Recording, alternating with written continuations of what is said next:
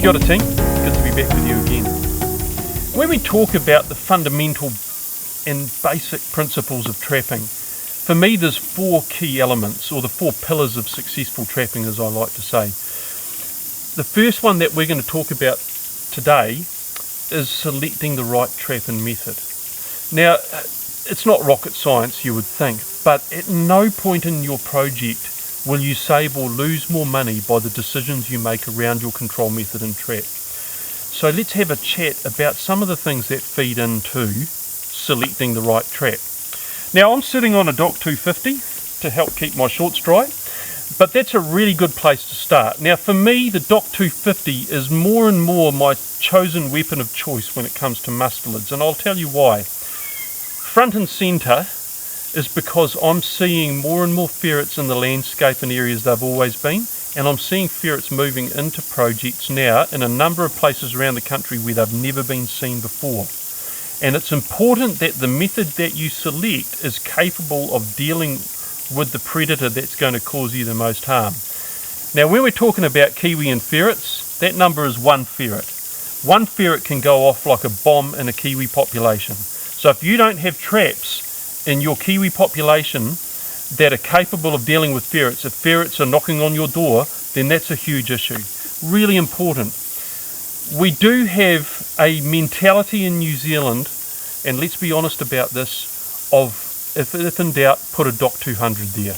And I get that, they're a very successful trap and they're really, really good. But what I'm seeing now sometimes is that our Dock 200s aren't delivering what we need them to do, because things are changing in our landscape with regard to predator type and abundance. So think about those things. In the early stages of a project, you will save or lose more money through the decisions you make about control methods and trap choices than at any other stage of your project. Simple as that. So get it right the first time.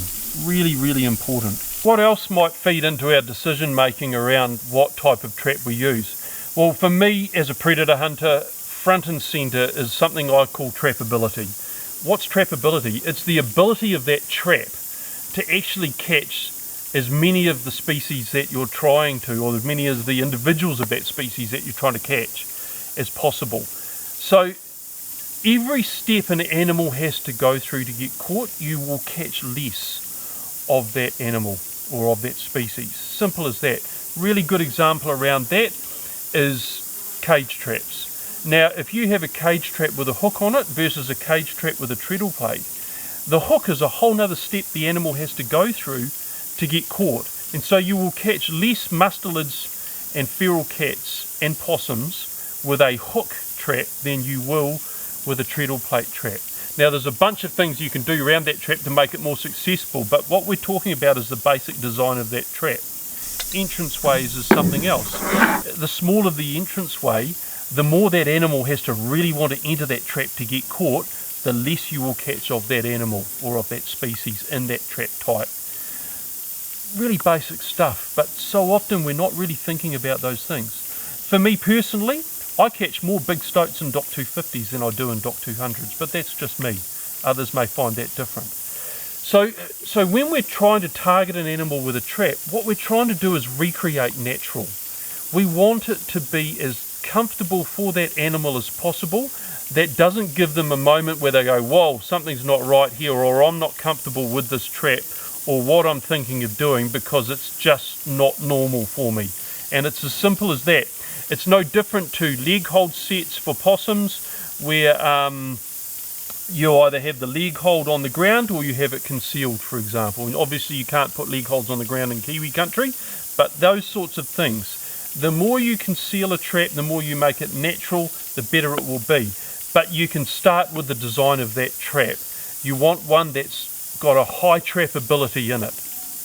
Let's think about a couple of other factors. One of the big ones too, obviously, is cost. But not just the cost of buying the trap. It's also the cost of getting that trap into the site and maintaining that trap.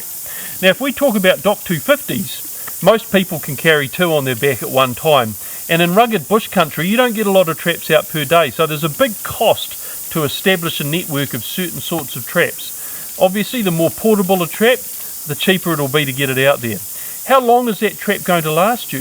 If you're using a stainless steel mechanism versus a non-stainless mechanism, the stainless is going to cost you more to start with, but over the lifetime of your project it's actually going to be a cheaper option. So making those sorts of decisions around that trap type always comes down to the fact that I would much rather have less really good traps than a whole heap of average ones. And what about the cost of servicing that trap? In most of our projects with our single set kill traps, we're servicing them every fortnight or every month. That's a big cost when you talk about thousands of traps across a network, and it's not just the cost of servicing those traps, it's the cost of maintaining the trap lines that those traps are on as well. So you've got to think about all of those factors that add in and weigh in on the trap decision that you make when you're in the shop. It really does come down to trapability though. You might be targeting stoats, for example, and you might decide to use a trap that looks really flashy and really flowery and it will cost you less over time. But what about the cost of that trap not catching as many stoats for you as one that might cost a little bit more at the outset? You've got to weigh those factors in as well. It's all about the result at the end of the day as well. So there's other factors that feed in too, and a big one is legal requirements. NAWAC is a term that many of you will be familiar with, and what that is, it's about testing and approving or relegating traps based on how humane they are. And that's a really important thing, not just because we're legally required to, but it's important that we're kind to these animals and we show them respect. So some of the traps that you might want to use in certain areas, you will not be able to because they're not NAWAC approved. And there's some really good information out there through the Department of Conservation and others around traps that have passed NAWAC testing. Protecting non-target species is also a very big part of the decision-making process around what trap and method you're going to use. Non-target species might be our native wildlife, it might be pets, and it might be small children. There's a number of things, and some of our traps, like dock traps for example, have been designed in a certain way and housed in a certain required way to help make them safer around non-targets while still a very effective trap. So check that out as well. So what's the best bit of advice I can give you when it comes to all of those factors that feed into helping you decide on what trap and regime you're going to use? It's to get good advice. You need to have people in your camp who are experienced not just with that predator, but with the non-target risks, and know your whenua that in the area that you're working in, and can help you with your decision making process. You want people in your camp that have been there and done that, and they are out there. So find those people and tap into them. The simple fact remains for me is that if I'm targeting a predator species down to very low numbers, almost never will one trap or one method give me the results I need. I so often need to move the goalposts, is how I call it, and change it up.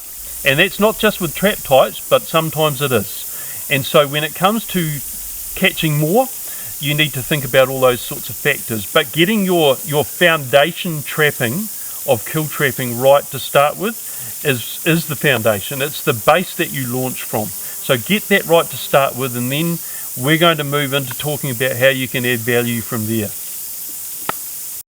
So to recap here, what have we talked about? We've talked about picking the right trap. And what does that look like? We've talked about the trap that's going to have the highest trappability for you, the trap that's going to catch the most possible individuals of the species you're targeting in your project area. We've talked about the cost of that trap, both to purchase it but also to replace it when it comes up, and also the cost to get it in there and to maintain and service it. What are those short and long term, now and future costs? We've talked about NAWAC testing and ensuring that you meet the legal requirements to operate within the area that you're operating. We've talked about non-target risk and making sure that the trap type that you decide upon and the method you decide upon is minimising or cancelling out risk to non-target species. And we've talked about getting good advice, both from within your team and outside of your team. It's a team sport, people, and don't be afraid to get around a table and have some robust discussions. Best time to do it is right at the beginning.